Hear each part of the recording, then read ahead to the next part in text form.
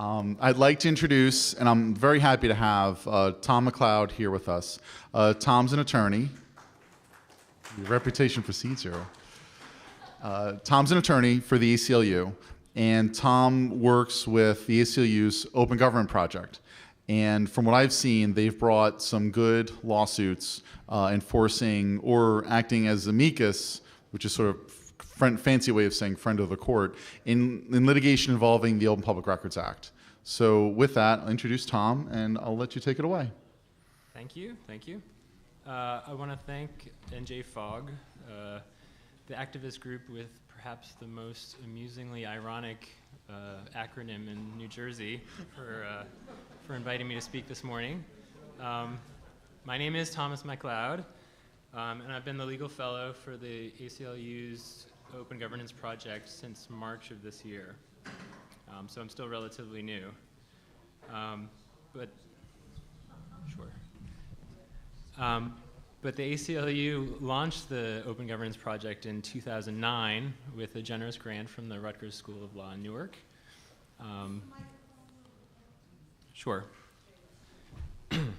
Public demand led to its creation, as I understand it.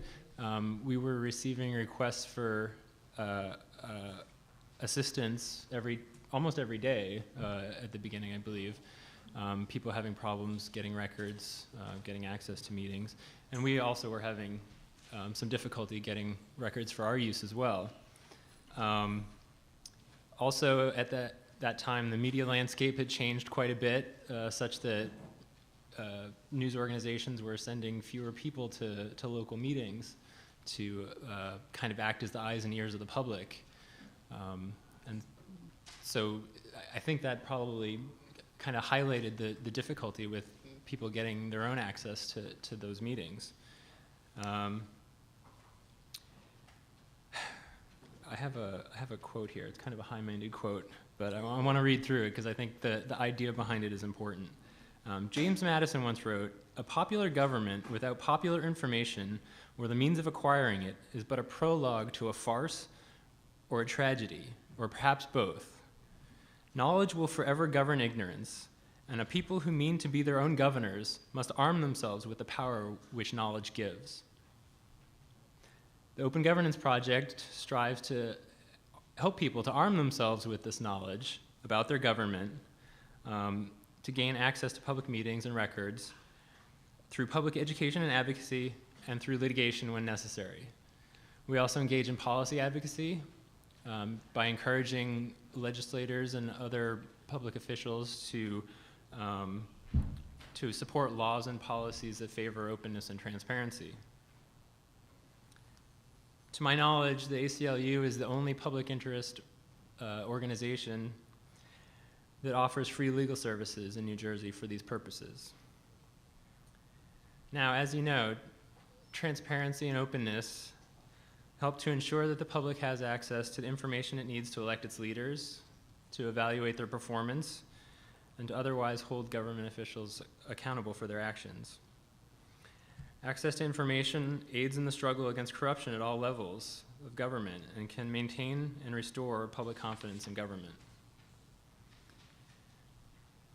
For these reasons and others, the Open Governance Project works to uphold the purposes and the principles of OPMA and OPRA, the Open Public Meetings Act and the Open Public Records Act.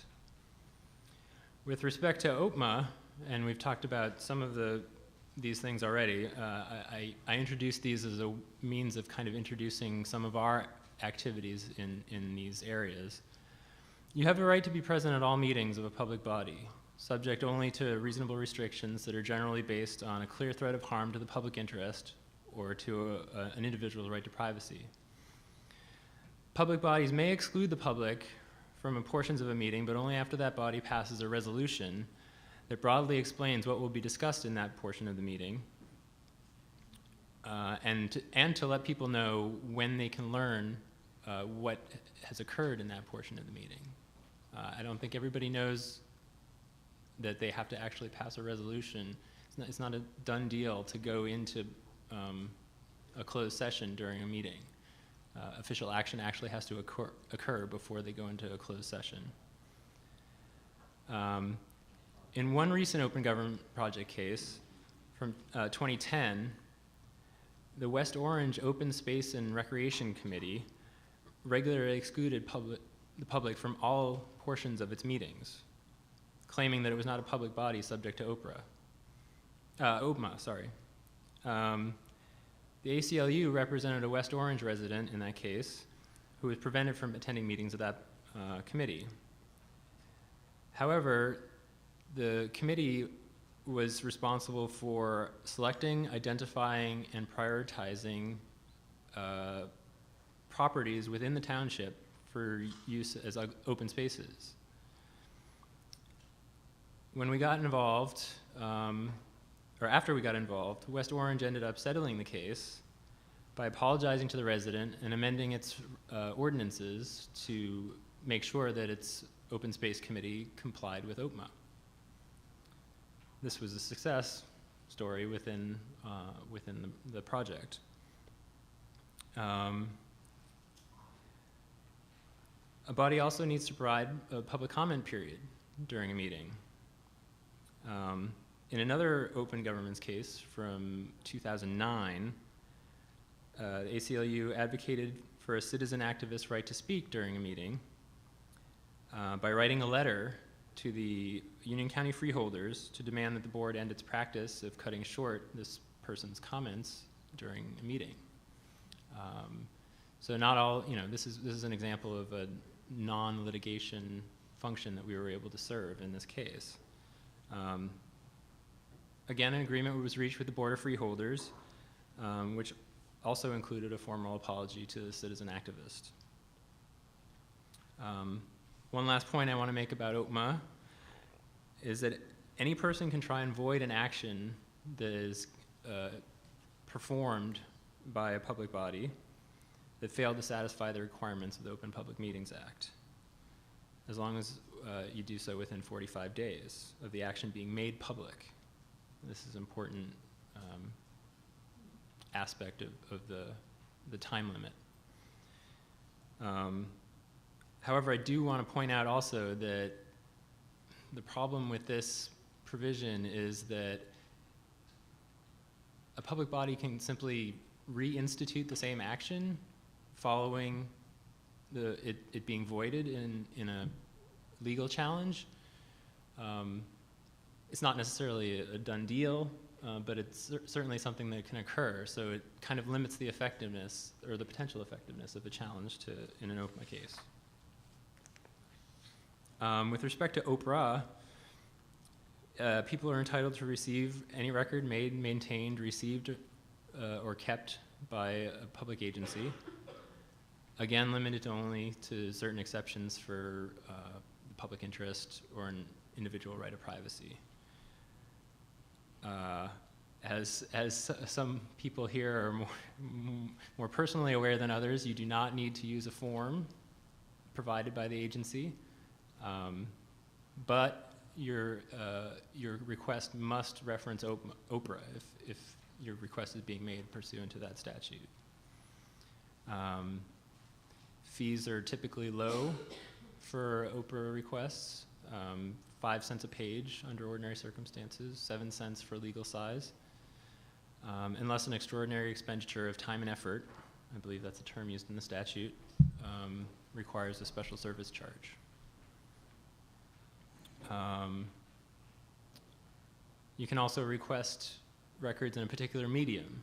I think not everybody knows that you can specifically request, say, records in electronic format, which the agency may be able to send free of charge. The key to note with respect to that situation is that if there's some kind of extraordinary use of programming technology or other means of converting a record that is not already in that format, that might actually result in a special service charge as well. So, in other words, far from being free. Certain types of records are immediately accessible, such as budgets, bills, vouchers, contracts. But more typically, there's a 7-day time limit. Interestingly, the statute actually says as soon as possible, but within 7 days. Although, certainly we're not going to bring a suit if a response is received within 7 days. What I want to add to that, though, is that it does not necessarily mean that you'll get your records within 7 days, or necessarily that you'll be denied within 7 days. I think several cases have suggested that a custodian can ask for clarification, and that is a sufficient response within the statutory period. And that extends the time to receive an additional final response. Tom, what if there's no response at all? No response at all is a much more serious situation. So after 7 days, if you haven't heard anything back from the municipality or the public agency, you can certainly file a complaint in those situations in the Government Records Council or in Superior Court. Would the ACLU recommend that a person who's sort of been ignored or think that they're being ignored make some type of follow-up request? You could follow up your request. I mean, certainly more communication with the custodian is better. I mean, there could be lots of reasons why you're not getting a response within the time period. You know, our standard thing, you know, I was going to say that a custodian can also just ask for more time. I mean, that's, and you know, you're within your rights to grant that. I mean, ordinarily we wouldn't recommend going to court immediately after 7 days. And if a request for more time is made, we generally agree to that extension of time.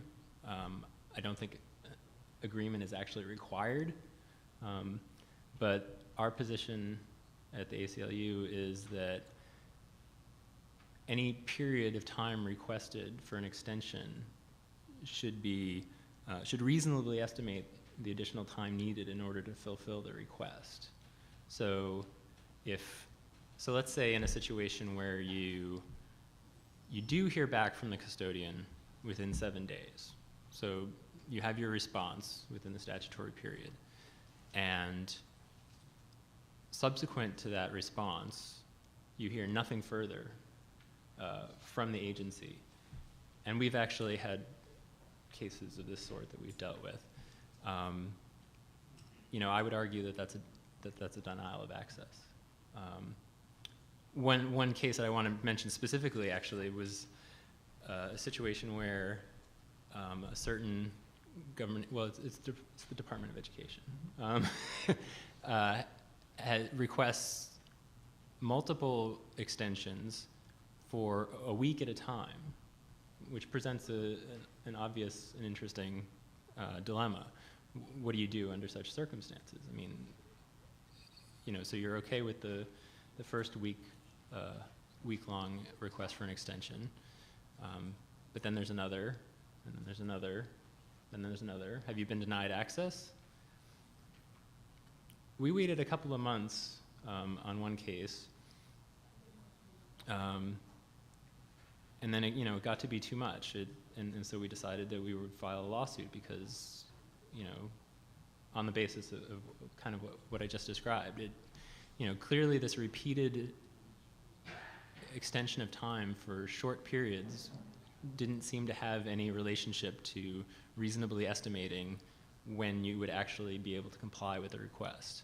Did the lawsuit result in a judge giving an opinion regarding the 1 week at a time requests? This one is actually still ongoing. It's recently filed, and so we're going to be finding out what the judge has to say. We're going to be briefing this issue among other issues, and so stay tuned to our website for more information on that one.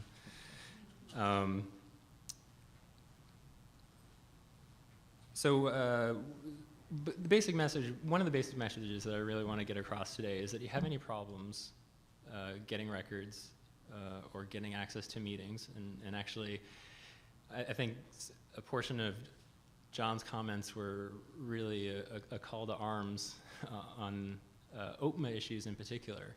And I think the ACLU is really well placed to kind of address these issues. So I urge anyone having a problem gaining access to meetings to give us a call. Because with the absence of a fee shifting provision in OPMA, I think a public interest law firm like the ACLU is better able to kind of address these issues. We're not dependent on the fees that we receive for winning a case. My salary isn't dependent on whether I win a case. I mean, obviously, I hope that I do, for the principles involved. But I get paid either way. So, we're really able to kind of push the principle in a way that is not always as feasible for a private attorney. So that's one thing I really wanted to get across. Yes, question? Yes, I have a general question. Mm-hmm. We have called the ACLU on several occasions for several different issues. And I would like to know what is the best way to get through to someone, to speak with someone to address an issue? Well, we have an intake line. I'll give you that number. It's 973-642-2084. I should add a few things. Please note that we don't conduct in-person interviews with potential clients. So the volunteers on that line will take your information down. I promise I will review it as soon as I can. You should understand that we do have limited resources, and so we can't take every case that comes to our door, but we'll certainly evaluate the cases that come through and try and give some feedback on the issues that you're having. Sir, with all due respect, I have done that in the recent past, the past week, as a matter of fact, on a very timely issue, and someone did take my information, and I spoke with that person twice, and I did not hear back from anyone, and unfortunately, the time passed in which, the assistance would have been timely and pertinent. So that's why I'm asking today, what is the best way to get through? It's difficult for us to work on particularly time-sensitive issues. We get a lot of requests, and so we have to kind of screen them and go through them as we can. This was a ballot question, question on the ballot that had to be printed for the November election. It was extremely timely. And okay. Well, I'm sorry that you had that experience. Okay, so this would still be the best number to call. It would be the best number. Thank yes. you. I'm going to chime in a little bit. Two issues. The first one is, if you have a question regarding the Open Public Meetings Act or the Open Public Records Act, you can go to the ACLU. They have an expertise in this area, but you can also contact New Jersey FOG. And if you email info@njfog.org, and you can go to our website and send us an email. Those emails are read by me and by John Paff and by everyone else on the board. I do my best to get some type of response within like a day, and sometimes folks will get multiple responses. I know somebody emailed us yesterday or 2 days ago, and I sent them an email, and then they called me, and then John also sent them an email with some information. So they got multiple responses. And why do I say that? The ACLU's mission is very broad. So they get lots and lots of folks calling. And if you came to me with a ballot access question, I would not be able to answer it, and I would probably refer you to the ACLU because I don't have expertise in that area. But, so their volume is very high. Since we're focused on Meetings Act and Records Act questions, our volume, in my opinion, is manageable. So while I think Tom does a wonderful job, and the ACLU does a wonderful job and works on important cases. If you have something that you think is time sensitive, I know, like John and I, we'll personally read those emails, and we'll do our best to get back to you. And we're both pretty, mobile and flexible. So, like I said, info@njfog.org. That's the email, and that'll get read by the board members. That's one of the reasons why FOG is such a great resource in New Jersey. I mean, I'm the designated person at the ACLU that works on open government issues, and the office as a whole is 4 attorneys, just to give you a sense of the size of the operation. So we do what we can, and we absolutely try and weigh in on extremely important issues. And I'll talk a little bit more about some of the issues that we kind of especially keep an eye out for. But yeah, absolutely. For time-sensitive issues, I think FOG is a great resource with the numbers that they have and the expertise that they have for dealing with really short-term issues. And let me say that, it's easy to say this, but it's important to develop relationships. When I have a question for the ACLU, I do not call the intake line. I do not send an email to the general, but it's just, 3 years ago I would have. But today, when I have a question, I sort of know there's people other than Tom who are there, and I will make a direct inquiry to who I think is the right person, and I will get a response. But unfortunately, that's not something that happens by accident. It's not something that happens overnight. If you're in a position where you think these issues are going to come up in your life over time, then try to say hello to Tom after in the afternoon. Hopefully he'll stick around a little bit, but develop that relationship, and then maybe the next time you'll know the name of the person to contact at the ACLU, because I would never go through an intake line ever. Chris. Hi. I have a question in regard to open public meetings. Our board policy says that public comments are limited to 3 minutes. But it's very funny, because if they like you, you can keep talking. But if you're asking questions that they don't like, boom, the egg timer goes off, the gavel is going, and it's like selective enforcement. And I think probably other people have experienced that by the laughter in the room.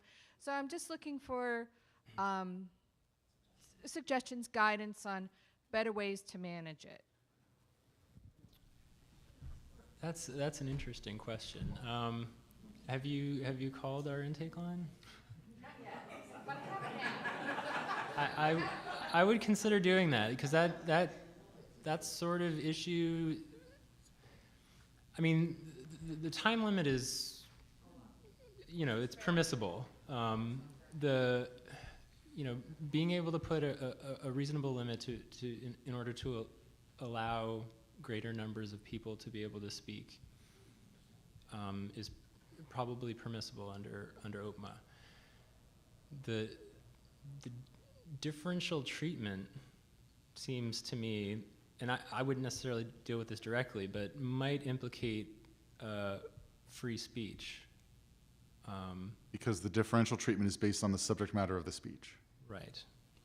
So that would be my theory. So there might be other attorneys in our office who would, perhaps in conjunction with me, would pick up something like that and run with it. So I would call our intake line.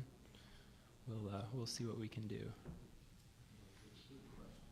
Yes. Yes.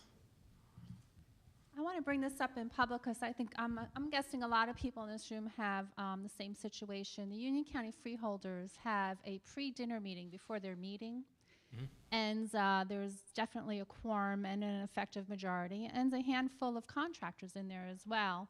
And I've heard from past department heads that they do answer questions. They say, bring it to us in the meeting. We don't want to bring it out in public, so ask us the questions. Let's iron it out. So there is business being conducted in there. I've written to the Union County prosecutor, who is a political hack. Most county prosecutors are. And we didn't cover it before, but they are charged with with enforcing the Open Public Meetings Act. So as you've pointed out, there is absolutely no way a citizens group is going to come up with $5, $10, $20,000 to challenge that. But that is an issue that is affecting, what are there, 1,000 public bodies in New Jersey? Are they, a lot of them are meeting before the meeting as a group. And is their business being discussed in there? And that would, in my opinion, that's something the ACLU could really have an impact on if you decided to take that on. I know I've sent information to Bobby Connor in the past, and I'm not really sure what happened with it, but I wanted to bring it up today because I think there's a lot of people in this room that would say, yeah, that goes on in my town too. Okay. Yeah, no. And that's why there's no business being discussed during the meeting. It's happening before the meeting, during dinner. Yeah, the problem I have with that is a very practical problem. It's a proof problem. How do you prove that? How do you prove that in court?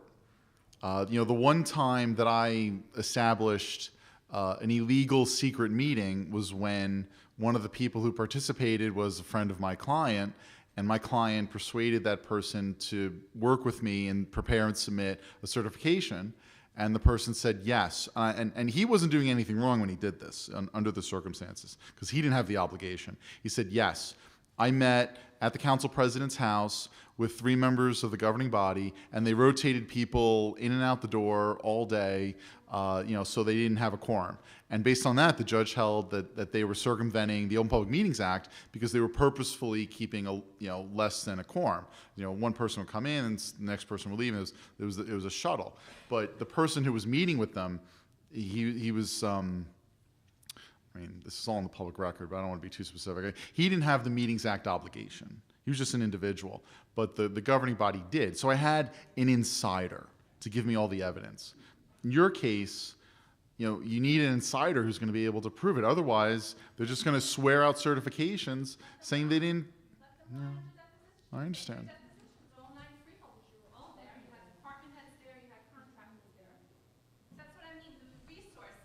Yes.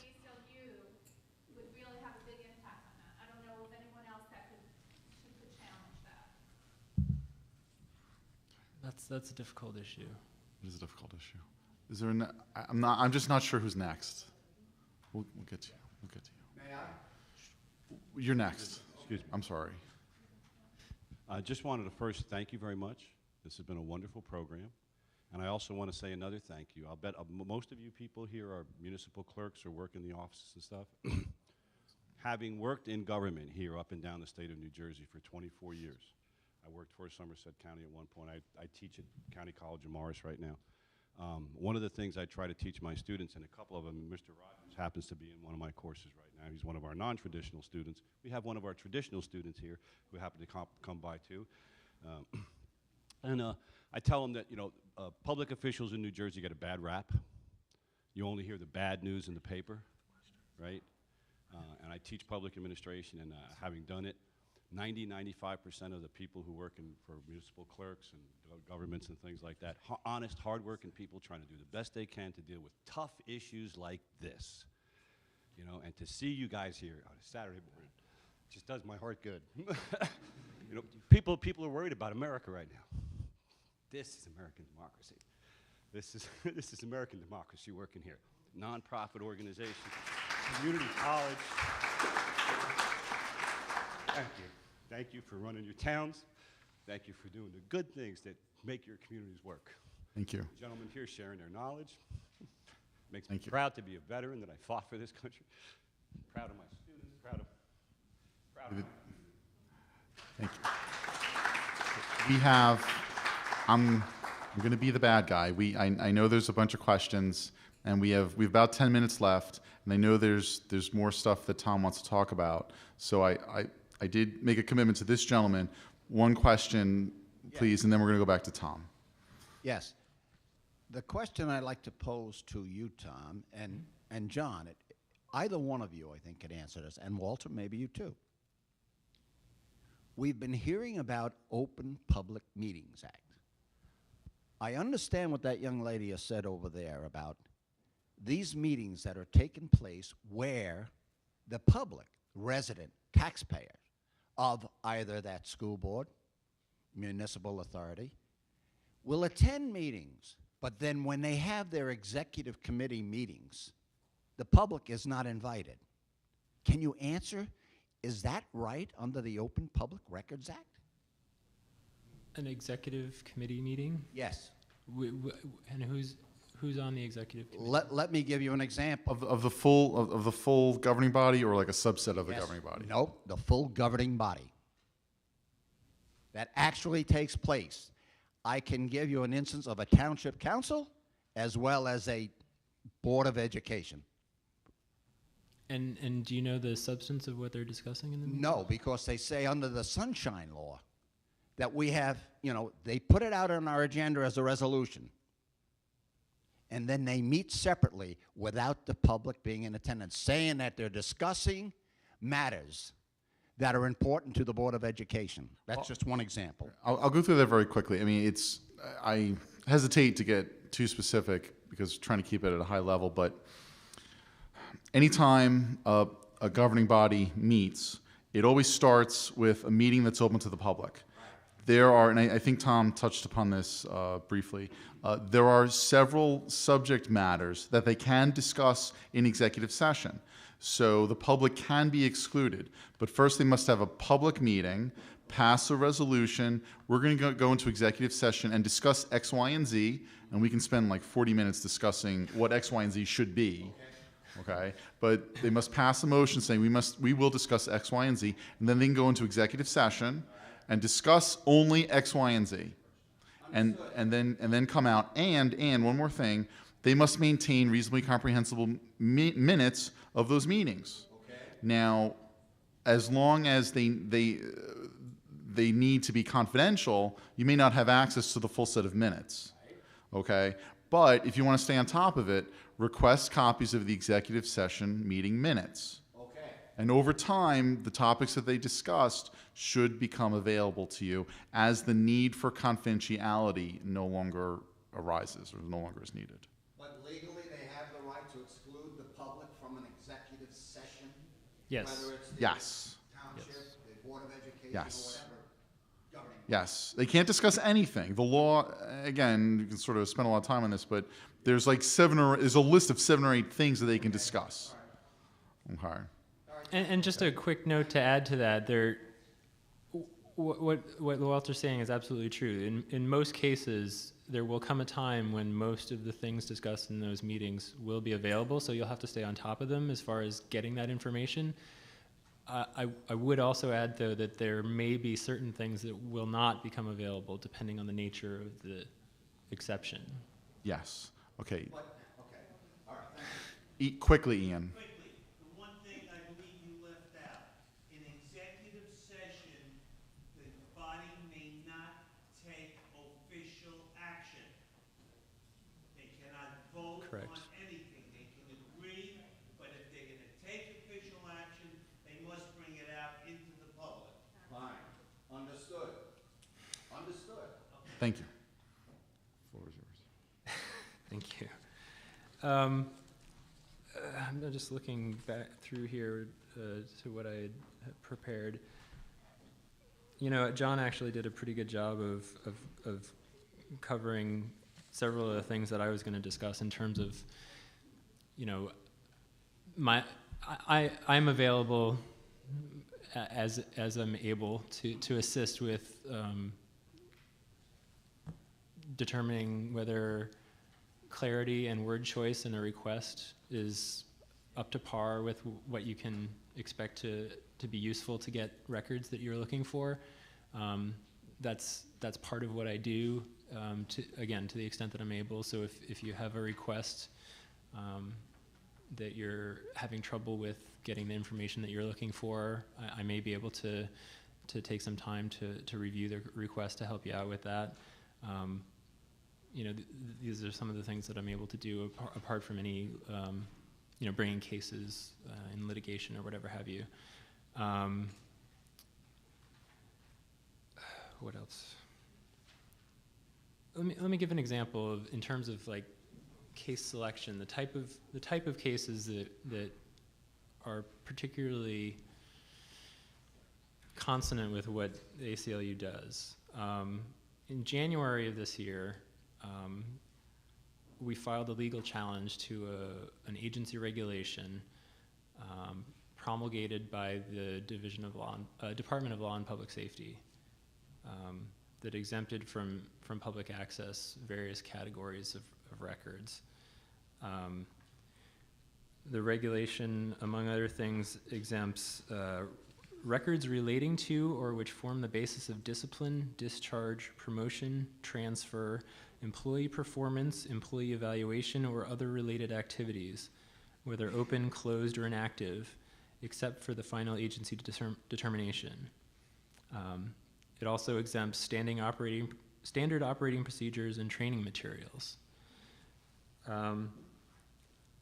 Now, lots of open government folks, including, I believe, some folks from FOG, spoke to this regulation when it was being reauthorized, not all that long ago, I believe, saying how over-inclusive some of these categories were.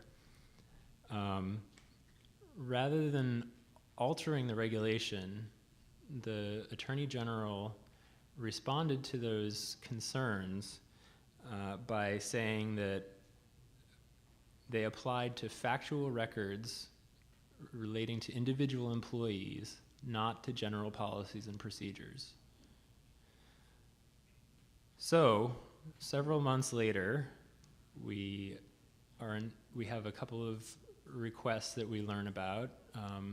One person who we've dealt with before in other matters made a request specifically for promotion policies of uniformed officers, troopers in the state police. You may have heard about this. We actually just filed a case on this. The denial was based on the claim that the request was overbroad and unclear, and also cited this law and public safety regulation.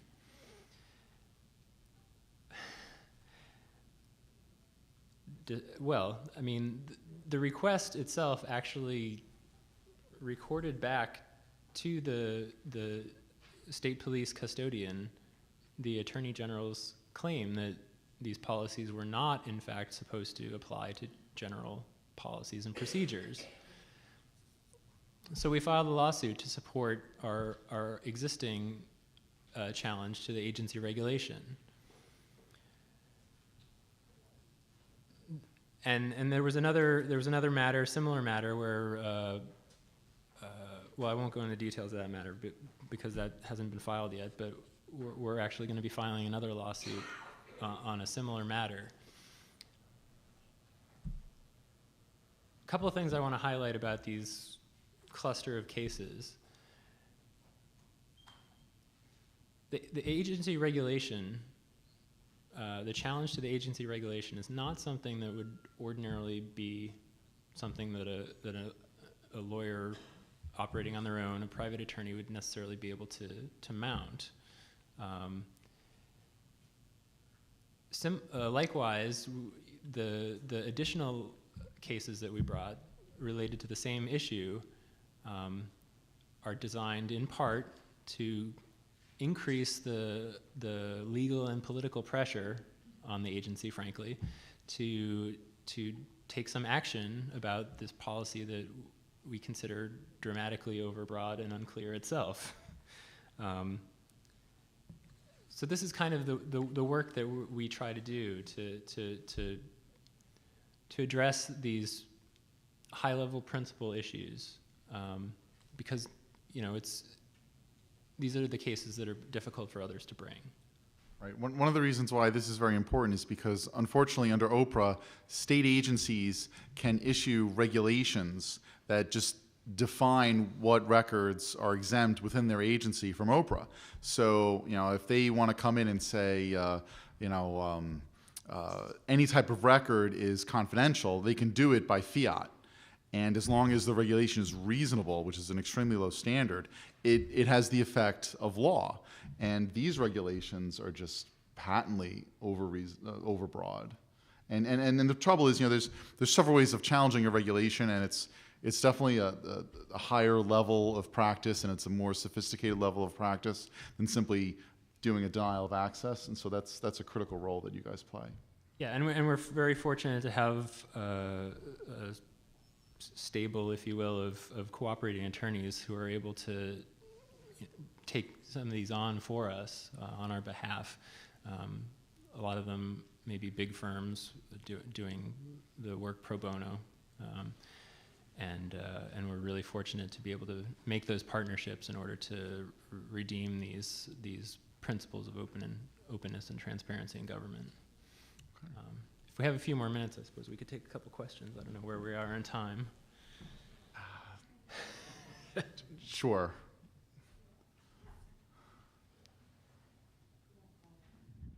I just want to let everybody aware, in your pamphlets, there is an open public meeting and an open public record book. And to answer the gentleman's question, on page 25 are the exceptions to the closed session meetings. Okay. Thank you. Oh, and actually, out front on the tables, most of you were probably already here when I put these down. There's some ACLU literature as well, including a pamphlet on the Open Public Records Act and the Sunshine Law as well. I think I have copies of our annual report and as well, and some voter information if you want to pick that up on your way out. Okay. I saw a hand there, please. Tell me if I heard you wrong. You said that when an executive when a town council goes into executive or closed session, that they have to say what's going to be covered and when it will be available? At least in general terms, yes. My town council never says when it will be available. How do I make them say when it will be available? I could go back 10 years, and they do a resolution. There is a little bit of boilerplate as to what it is. They may make mention of something like a taco ordinance or something that stands for something. You should talk to John, because John has a form that towns can use.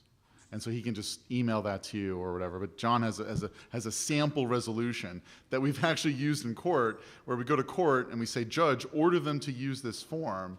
And then sometimes the judge will order them to use the form, or, and this happens a little more frequently, they will agree to use the form. And so we'll make the form part of our litigation filing. And we've got, I mean, that's what, I'll mention it because it's all public record. I mean, that's what we did in Runnymede in South Jersey, where we said, we don't like the form of your resolution, use ours. And they agreed to use ours.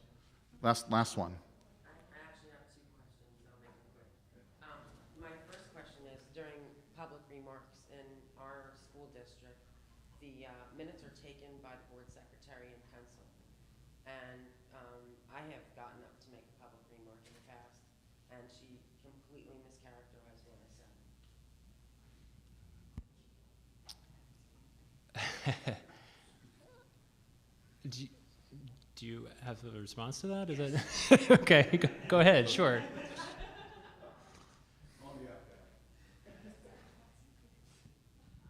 A municipal clerk is not required to take verbatim minutes.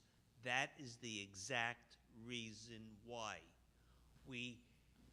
I used to take minutes, and it would say something like, Walter Luers got up, spoke about topic A, B, C, D, and the council thanked him in conversation. Not exactly what he said, but a gist of what he said. That's all we're required. That's all we're required to say. We don't know how to take verbatim minutes. We're not stenographers. In a public meeting, the council may have a mechanical recording device, at which time that is available to you and can be destroyed 80 days after the minutes are approved. So you have a nice period of time in which to get a copy of it. And I don't know, I think they changed the law on that, Walter, I don't remember.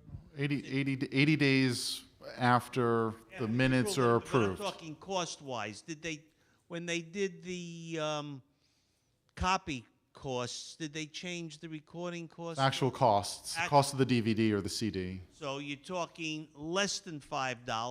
Less than $1. Less than $1. I mean, I used to charge $15, and you had to bring the disc. No, those days are over. They should be over. Second and last one. My second question is, when you OPRA the minutes of closed session meetings, how long do they have to provide them to you without the redactions? You know, I know you took one of my cases with regard to redactions to board minutes. What's the, I mean, so for instance, I OPRA'd board minutes from 10 years ago. They're still redacted, and clearly the business has been resolved. Okay. You know, I'll answer that. First of all, it's sort of two different answers. First of all, the minutes must be made available to you within 30 days or so after the meeting. So that's the first issue. Second issue is, you know, whether or not something should be redacted is whether or not there's still a need for confidentiality. And so there's a little bit of wiggle room. I think that if there was an ongoing negotiation, that gets redacted. When the negotiation is over, it gets unredacted. Now, that doesn't necessarily apply to privacy concerns. You know, there may always be a legitimate need for privacy. So if you have so-and-so public employee requested a leave of absence because of a medical condition, and the minutes are pretty specific, you know, that need for confidentiality to protect someone's privacy may never abate. But other than privacy, I'm a little hard-pressed to think of why you would need to have confidentiality 10 years after the fact. Do you want to add anything to that, Tom? No, actually, one other quick thing to your first question, actually, and I think it sounded like there may be more discussion about this in a later session, because it's kind of a big bomb to drop. But first of all, I don't know what necessarily you would do. I mean, what kind of cause of action you would be bringing with respect to mischaracterization of something that you've said. If it's for your own personal edification, though, you could absolutely record the meetings yourself, and then there's a whole host of issues associated with that. But as long as, you know, for example, it's not disruptive of the meeting or presenting a physical hazard or whatever have you, a body cannot prevent you from doing that. So. Okay, on that note, I'd ask for a round of applause for our friend Tom McLeod. Thank you.